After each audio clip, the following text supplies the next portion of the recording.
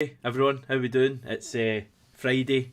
Everything's kind of happening with regards to Celtic. It's one of the busiest days I can remember. We've started this video just after 1 o'clock, John. Now, in the 5 or 6 hours that we've kind of all been awake so far today, we've had the fixtures announced for the new Premiership season.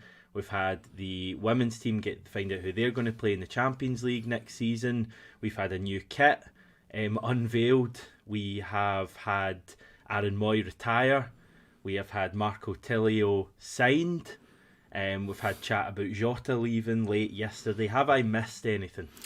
No, you haven't. It's not just a busy day. I feel like this whole month has just been one of the most newsworthy months I can remember at Celtic.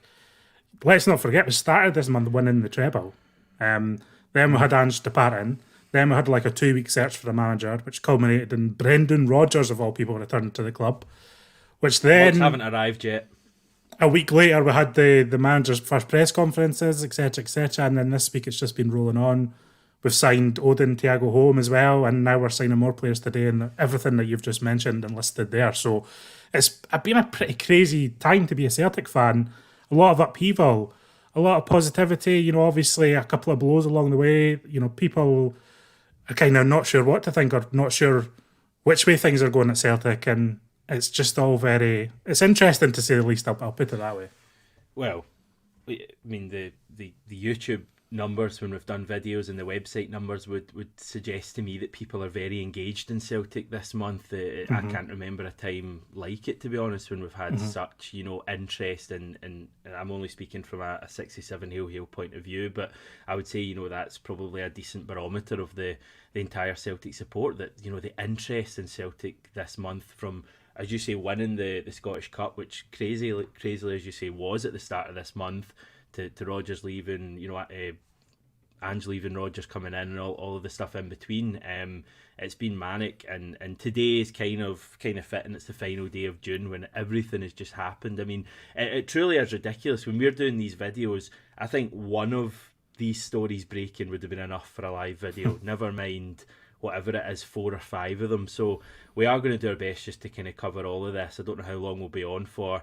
I should put in a disclaimer that we're getting some work done at the moment. So if you hear a bit of kind of banging of tools or whatever, or if I'm interrupted by a builder at some stage, which has been known to happen on this channel, then I'll get my apologies in advance. But hopefully it goes well. How are you, John? How are things? I feel like we've not spoken for years.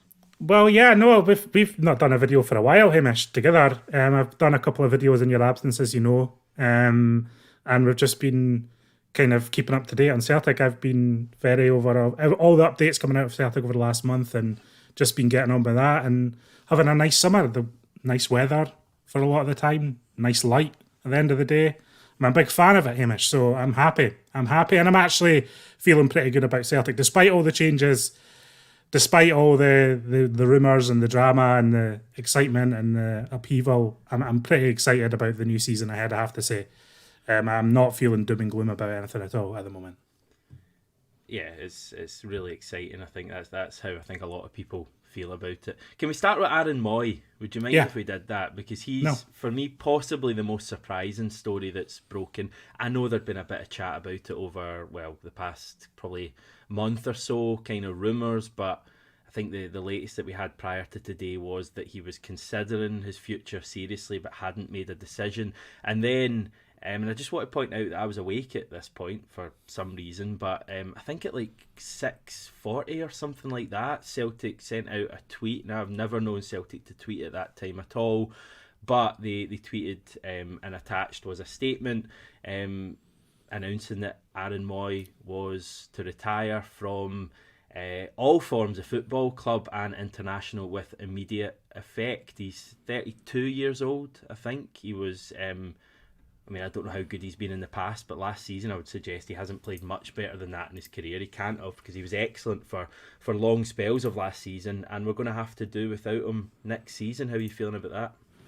Yeah, it's a shame for him. I mean, I think it wasn't really alluded to. He said it was kind of the right time for him in his career, but the chat has been over the last couple of months that he's been suffering with a back injury that he can't quite shake, and if that's going to impact his football going forward, it's probably for the best. You know, you don't want to put your health. I mean, you do want to put your health before your career in all respects. And if he feels like he's had 15 years of football and it's time for him to hang up his boots, then fair play to him. I think he did have a lot of football in him when he was fit, but you know, as we know, his fitness really fell away in the back half of that season. We had a 2 or 3 month spell when he was just about the best player in the country for me. He was playing exquisitely every week, a lot of class, a lot of composure, a lot of impact in the final third, and I really enjoyed watching him, and I'm glad we got the season out of him that we did. I think he will go, and Celtic fans will remember him fondly for being a contributing factor to what was a pretty special season under Ange. And I think, you know, he has his moments within that. He, like I say, he has that 2 month spell where he was putting together consistent performances that were really cloud pleasing, becoming almost a cult hero with the support in many respects with the song that came and everything. And he was well on his way to becoming a hero. Unfortunately, we didn't get another year out of him. But you know, if it's time for him to hang up his boots, it's time. And wish him the well for the future. I'm just glad we got to watch him for a season and get to enjoy a bit of the Aaron Mooy experience.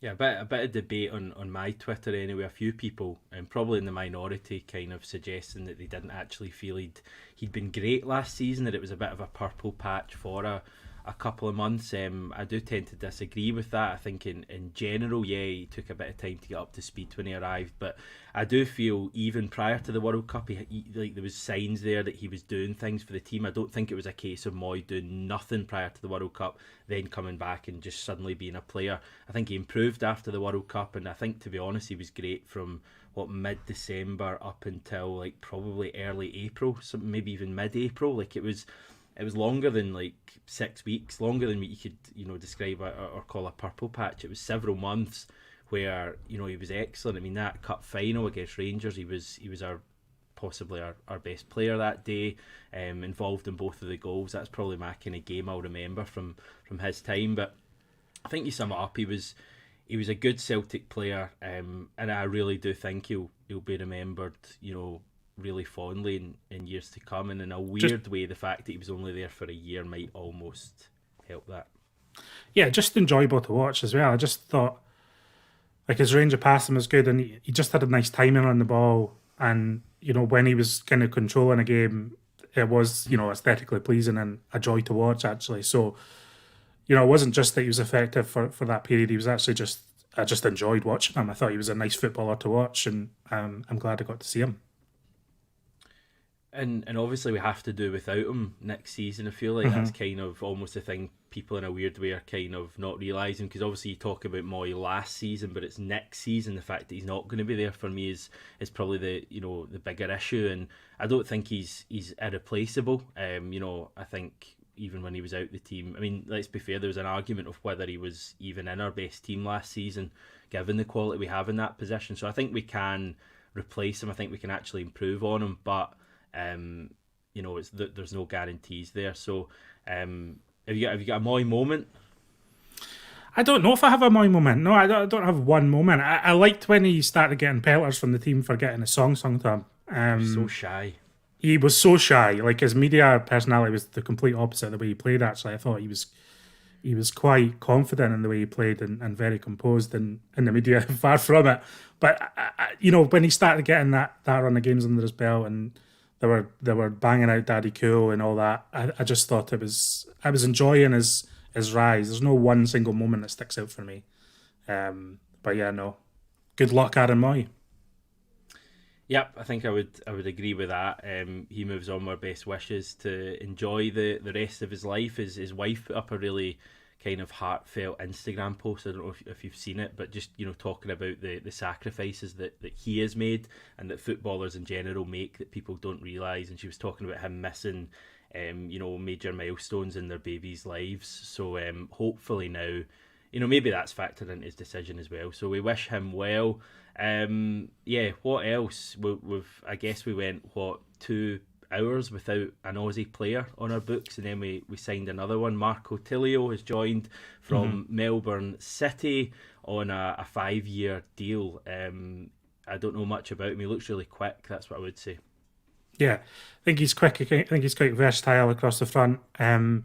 Haven't seen much of him at all. I've just seen clips and read a couple of scouting reports that I'd seen from people who watch Australian football. So that's my kind of extent of my knowledge on him. I do think he, and I don't want this to sound disparaging because it's not meant that way, but it looks like a bit of a punt from Celtic in the sense that bringing in a young player who has potential from a pretty bargain league and looking to try and polish him up a bit and kind of make him into something in Europe, and whether that's for us or down the line, we sell him on for a profit. It just looks like that kind of signing to me, rather than someone who's going to come in and is designed to be signed to immediately improve the starting 11. I don't think this is that. I don't think he, obviously there's a lot of chat around Jota at the moment. I don't think he's been signed as Jota's replacement, for example. I don't think it's about that. Sometimes you can sign a player in isolation without, thinking of other players. And although Jota might be moving on over the next week or couple of weeks, I don't think Tilio was here just to replace him. I don't think it really works like that. So it feels like a bit of a punt for me, which is fine for me. Like, I don't think we spent loads of money on him. I think he's probably done as much as he's going to do in Australian domestic football. He's ready for a move to Europe. We've got some knowledge from him. Obviously Mark Lawwell's been a part of the City group for a decade before he came to us. He'll have knowledge of him, have knowledge of how he was doing in Melbourne City, what his personality is like, and we'll go with it. So I'm not hugely excited by it, and the fact that I think he's going to take Celtic by storm, but I do think it's, I'm not perturbed by it either. It looks like a decent move. Yeah, I mean, it does, it feels maybe more like a kind of a Bada type player to me than a Jota player. Just having watched him a bit in some of the goals that he scores, but I would agree that it's a punt to an extent, but it feels a different punt nowadays to what it was maybe 5 or 6 years ago. Yeah, no, I agree with that. Like Mari and Shved, and you looked at them and you kind of, Brendan Rodgers himself was kind of questioning what was going on. It feels like Tilio is someone who we've known about for a long time. I think Ange Postecoglou was a big fan of him. We've scouted him for a long time. There's obviously the City connection there as well. I think you're right, it's a punt in terms of like there's no guarantees at all. It's not as if you absolutely know this guy's going to be a star.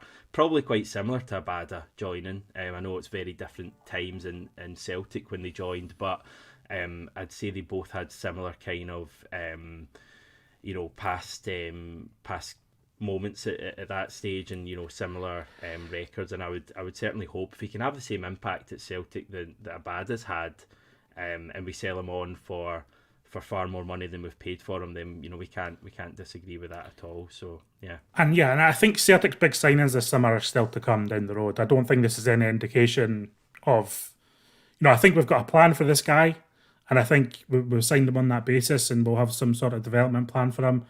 But I think Celtic are going to be making bigger signings down the line, and I think if we do end up selling Jota, we'll be making a bigger signing to kind of replace the impact that Jota has in the team. Obviously, don't know that for sure, but just reading the tea leaves, it seems like we're going to get into the bulk of this summer's transfer business once Rodgers is in the door a little bit. Tilio coming in and Home coming in, they were signings signed off on, determined, scouted, and looked at before Brendan Rodgers came into the club. And I know Rodgers has said he met with Home in Spain and he spoke to Tilio on Zoom. I know they've had conversations and that he will have had some input towards these deals getting concluded, but very much signings that were already signed off on long before Rodgers came. So I think the bulk of our transfer business is still to come this summer. Noticed a wee change in our transfer business. If you look at our last 3 signings, so you've got Tilio, you've got Home, and you've got O, I would say they're all quite similar in terms of, the age and the potential, and it's quite a change maybe from what we were seeing before. I think before it was that kind of ballpark of like maybe 23 to 27, 28 were the ages we were kind of signing. Even guys like, I think Maida and Hattati were maybe at the lower end of that when they joined, and it feels like we're just going a little bit younger. Ange spoke about that potential being there, so it's encouraging that all of that is continuing under Brendan Rodgers. Like, we've not so far seen any kind of difference in the way we're doing our business, so that's encouraging. He's number 23, by the way, everyone, which happens to be my lucky number.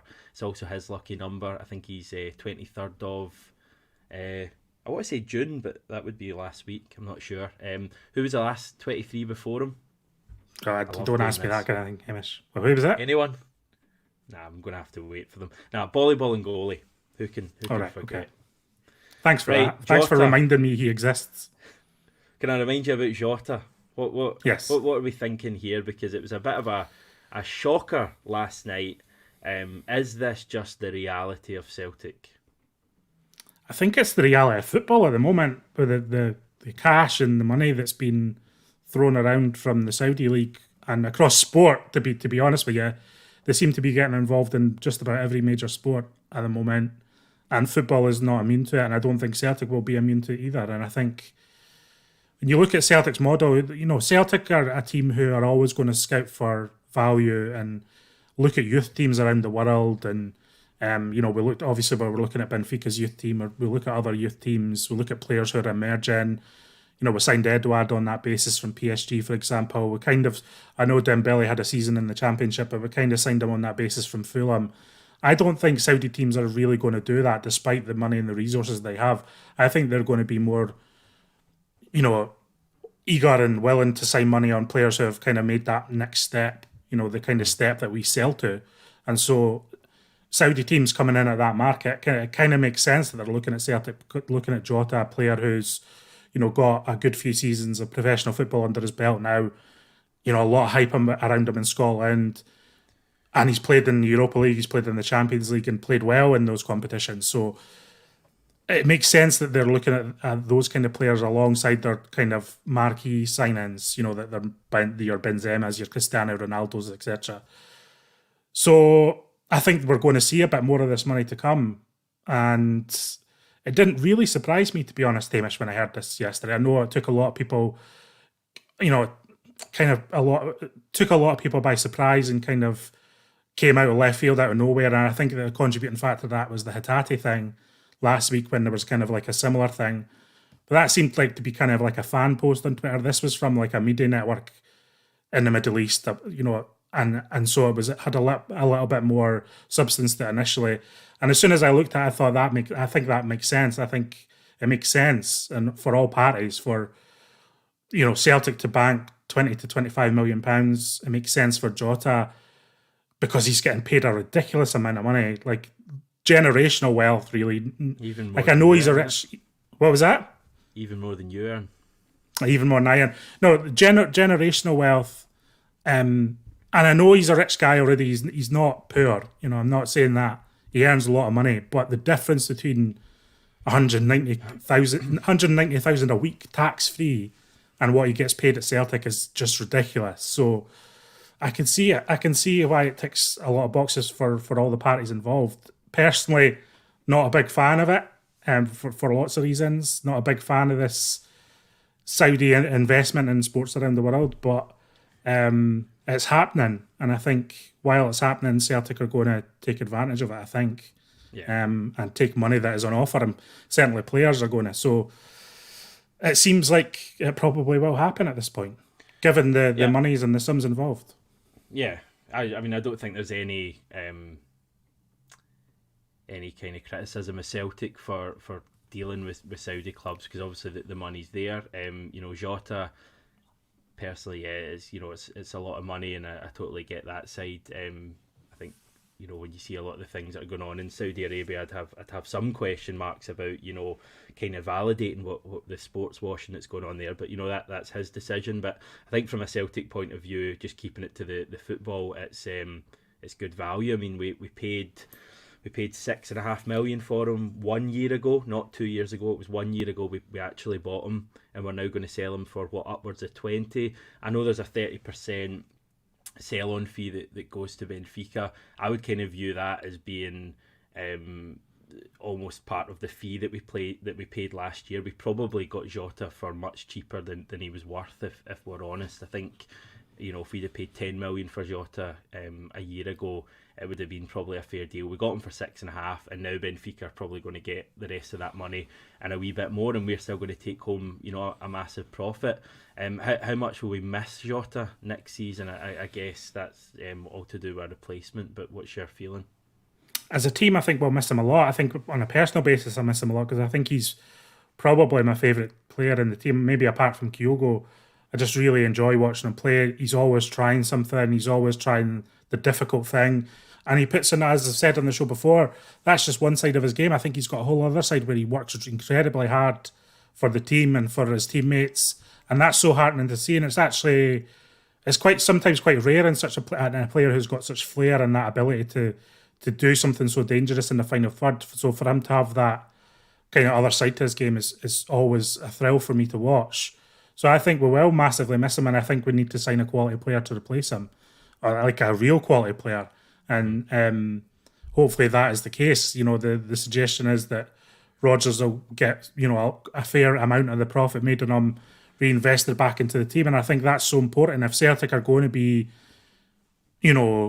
pursuing this aggressive transfer model, then it stands to reason that the more money you bring in, the more money you spend on the team. And I think, with the cash that Celtic are already sitting on, I think if you're bringing in even more money, then I think it makes sense for you to go out and sign a real player of real quality that Brendan Rodgers can utilise to the best of his ability to try and push Celtic on again. And hopefully, always, not every signing works out, but hopefully, given our track record over the last couple of years, we can bring in someone who takes away the sting of Jota leaving, because I think he is one of our most effective players and certainly one of the most impressive players to watch. Yeah, I've got immense faith in the recruitment team to get it right. Like I can't even explain the faith I have in them to sign a player who makes us forget about Jota. Honestly, I mean, I love Jota. I love the fact he got stuck in. I love the fact that in big moments last season when, this winger signed from Portugal and people kind of thought that he might go missing in those moments. If anything, he was the one that carried the team forward at stages, last season and the year prior. So I absolutely love him, present tense, but if he does move on, I think he is replaceable. Well, I think every Celtic player is replaceable, maybe with the exception of Callum McGregor, just because he's so special. Maybe CC. I don't think any player in our squad is safe around the £20 million mark. 20 million plus, no player is safe in our squad to leave. Jota and would that's probably just be the highest valued player, maybe along with possibly, yeah. So that's just something that we need to be aware of. And while there's leagues around the world that are looking to spend that kind of money, and I think what's happening here is that they're just promising so much money to the players, it's impossible for the player to turn down, and then the clubs are just kind of getting weighed in at a level that they can save face at, rather than being outstanding. I don't think it's outstanding business from Celtic. I don't think we're stealing money off the Saudi team. I think we're doing just about what's right in terms of his market value, and we're not getting obscene cash. I would suggest we're getting about what's right, and I think we'll see a lot of that from the Saudi teams over the next couple of years, it seems like. Anyway. Yeah, if he does move on, he scored with his final touch for the club, which I always think is a pretty cool thing. Nice. What do you want to do? Do you want to do fixtures or kit? We'll touch on the kit. The kit's causing a lot of noise this morning, or it has been for the last couple of weeks. Do you want to have a wee watch of this first, and then we'll bring you up? Yeah.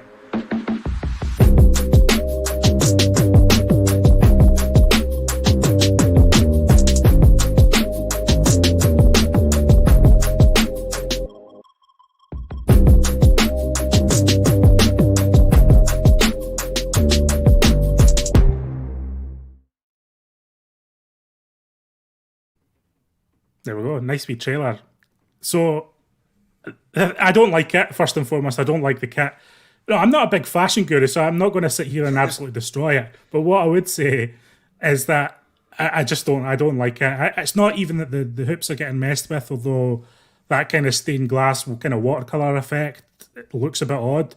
For me, it's the black detailing of the Adidas stripes on the shoulder and down the sides of each side of the kit. I think it doesn't match the hoops, and I don't like the black detail, and I think that makes it look a bit silly to me. So that's just my personal opinion on it. Everyone will have theirs. I do actually know a few people who do like it. So people that are out there and do like the black detailing and do like that aspect of it, do like that we're kind of changing up the hoops. It's supposedly based on the stained glass in the main stand that was there from the original stadium. So they've tried to do a kind of tie in there. I'm not really buying it personally, but it's a kit at the end of the day. I'm not pure raging about it. I just think it looks. It's not my cup of tea, to be honest with you. So we've got nearly 600 watching us live. Are there any of you I'm getting told to turn my mic up. I'll do that in a second, Mac. Are there any that like the kit? Let us know in the comments. Surely among 600 there's a few. I mean, how much does it matter to you on a scale of Ange Postecoglou leaving to what you had for your dinner last night? What I had for my dinner. But like Ange Postecoglou, I'm maybe a man who takes his dinner quite seriously, so that's maybe not saying much. What I'll say is I won't wake up thinking about it tomorrow morning. That's what I'll say. Okay. Fair enough. I kind of echo those thoughts. Sorry, I'm just turning myself up. Should be a wee bit better. I kind of echo those thoughts. I'm not a massive fan of the kit, but in the grand scheme of things, it doesn't matter a great deal to me. Right, fixtures. I'm turning myself up. What are they like? What are they like, our wonderful fan base? You thought when we went away for a few weeks, well, I certainly went away, they'd be loving us when we come back. Terrible. Nah, we love them, really. Right, fixtures, John, talk us through it. What are you thinking? Yeah, it's a tough set of fixtures. I think even if you look beyond the first six, we're away to a lot of the kind of top six early doors. But, these are the way the fixtures fall. It's over a 38-game period. If we have a harder start and have hard away games at the start of the season, it just means we'll have a little bit easier ones later in the season. So I know there's a lot of reaction to this sometimes, and it doesn't feel as random as it might appear of the SPFL supercomputer, so to speak. But these are the fixtures, and I think we're capable of winning every single one of these first six fixtures, and that's fine.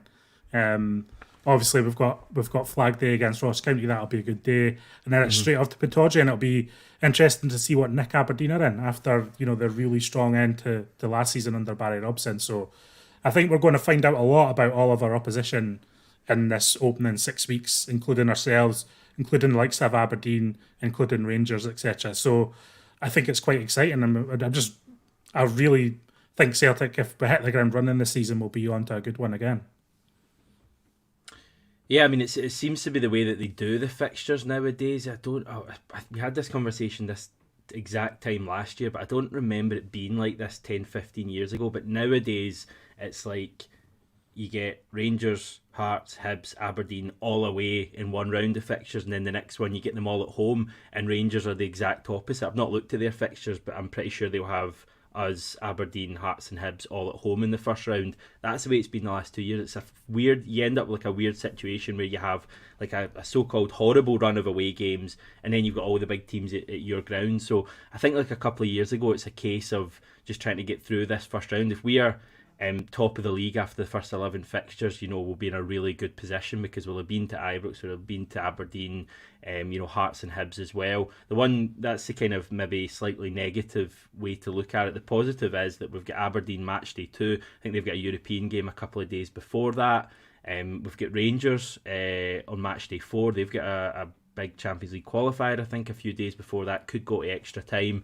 So that's the positive way that we can kind of almost ease into the season to an extent like we did last year. I mean, Celtic for the first 6, 7, 8 weeks of the season last year were incredible. We had like huge victories over Kilmarnock, Dundee United and Rangers. I don't know if we'll see the exact same this year, because obviously it is going to be a new manager, some new ideas, probably a few more new players than last year. But I certainly think, looking at those fixtures, we can still make a really positive start. But for me, basically, if we're top after the first round of fixtures is complete, the first 11 matches, I think we'll be in a good place. There is a bit at the end of, I think it's the end of October, when we've got a couple of games away in Edinburgh back to back, sandwiching a Champions League, I think match day 3 match. So it's going to get pretty tasty once we find out our Champions League games. Anything else you saw?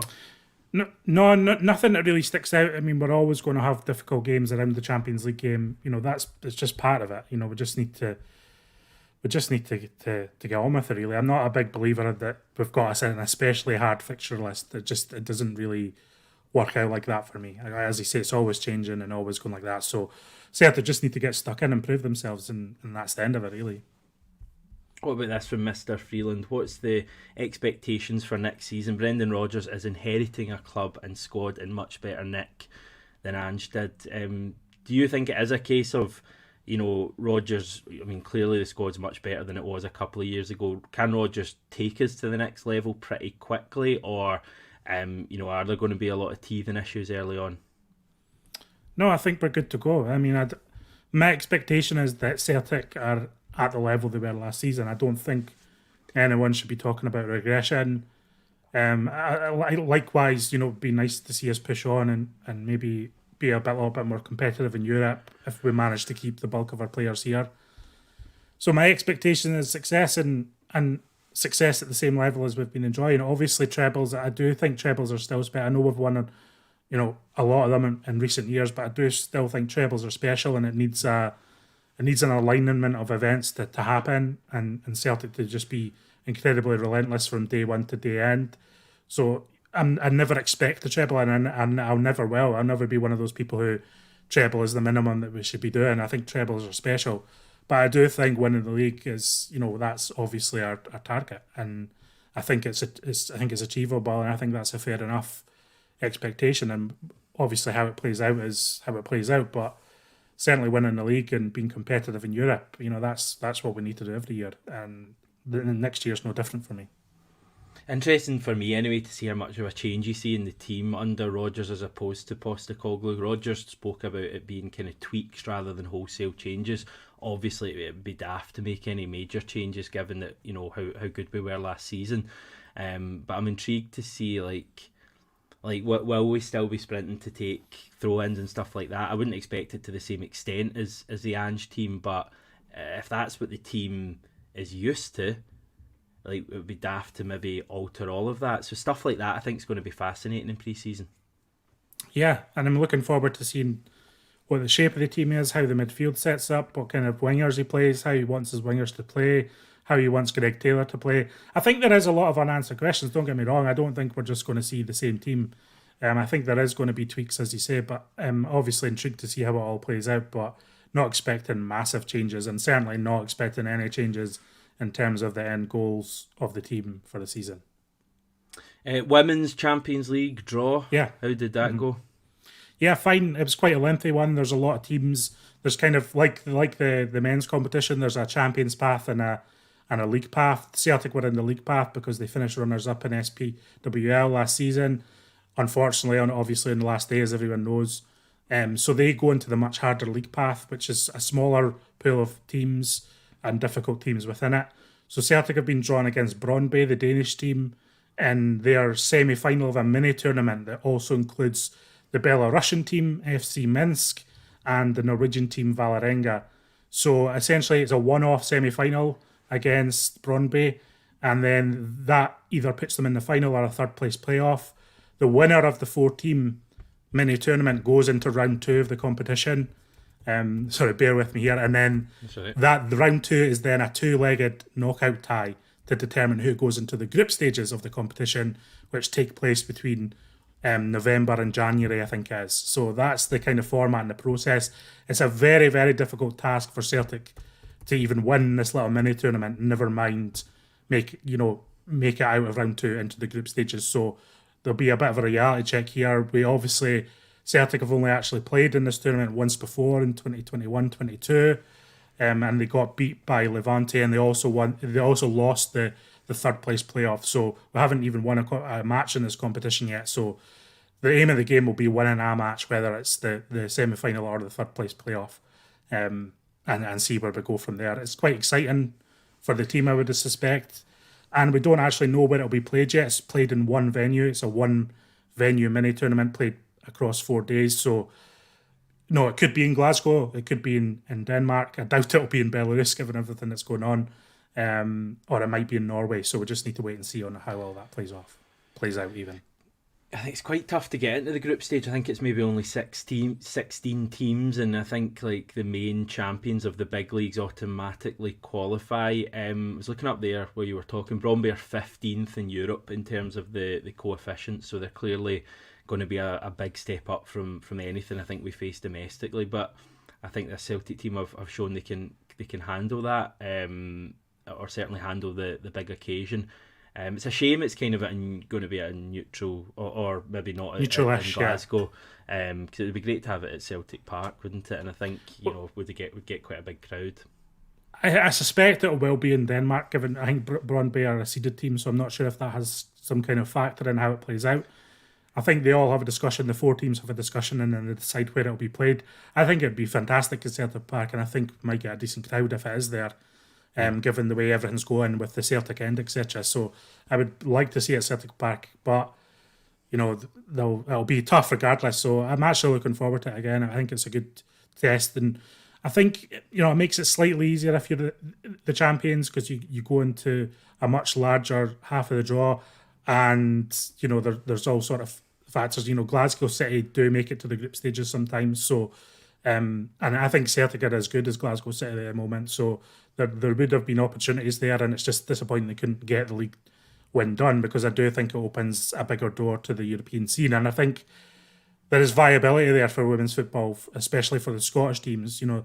Commercially, Scottish women's football is in a difficult position. I know they've attracted some sponsors, but it doesn't draw a lot of money. But I think over time there could be more commercial and better money available from this European scene, because a lot of leagues, a lot of countries, a lot of clubs are taking it far more seriously now.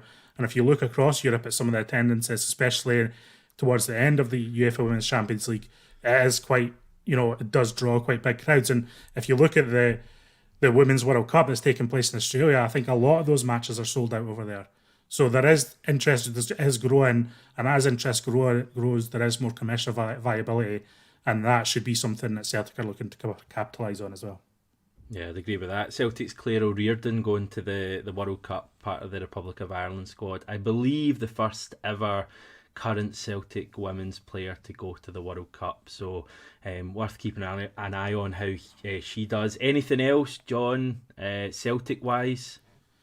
I think we've covered everything at the moment. As you say, we're kind of not doing as many videos at the moment, but we're just kind of trying to do videos when there is something to speak about.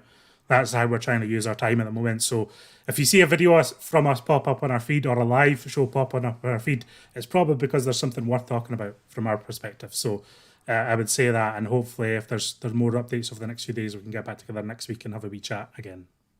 Yeah, definitely. One final wee thing, just kind of going off what John's saying, a wee bit of a change up coming for 67 Hail Hail. I'm actually moving away to...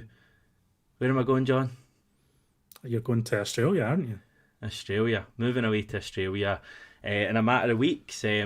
Basically going to Melbourne. That's where Tilio's come from. So we're doing a wee kind of reverse deal there, a swap deal, if you will. So yeah, it goes without saying, but the channel's going to be pretty different. We're not going to be able to do some of the videos we've done this season, the ones of me outside Celtic Park, etc. But the channel is going to continue next year. I think we're planning on doing this kind of video every single week, possibly in a weeknight. We'll still have kind of reactions to games. They may be a little bit more delayed than they were last season, but that's not necessarily a bad thing. It allows Stevie to calm down a little bit, so that's positive. Solo videos will continue as well, because we know you like them. Is that about it, John? That's about it. And for everyone who thinking we're winding you up, we're not winding you up. Hamish is making a life change and is moving to Australia. That is actually happening. It is pretty crazy news, pretty big news. But as I say, we're going to try and keep the channel going as best as we can do it. Might not be quite as comprehensive, the coverage, as you might be used to in the past, but rest assured we'll be doing everything we can to provide as much as we can for you. And obviously, if Hamish isn't doing stuff outside the games, in time, we can try and figure out if myself or other people can do it as well. But so bear with us while we go. We're still going to be chatting regularly. We're going to try and be doing as Hamish kind of mentioned, a weekly kind of more of a podcast type show, and where it's myself and Hamish, and maybe not even chatting through news, maybe chatting something, a Celtic topic or a Celtic feature, get guests on, etc., etc. And as I say, as Hamish just alluded to there, he will still be doing a solo video from time to time as well, and we'll be doing as much reaction to matches as we can and as viable. So just to reiterate what Hamish said, we'll be doing the best we can to give you the best coverage that we can give you. Yeah, I think that pretty much sums it up. Quite excited actually for next season. Of course, yeah, you go to Australia, mate. I'm talking about the channel. I think it's. I was about to say. I just think it's going to be different. That's the word I would use to describe it. But I think we're able to do things next season possibly that we weren't able to do last season. Kind of more maybe relaxed chat. And equally, there's maybe things last year, kind of heat of the moment, post match stuff. That we might not be able to do next year. So it will just be different. But we will keep you updated every step of the way. Right, we're gonna head off, I think, and as John says, we'll be back at some stage next week, or probably in like an hour when some other major story happens. Thanks everyone for tuning in, and we'll catch up with you soon.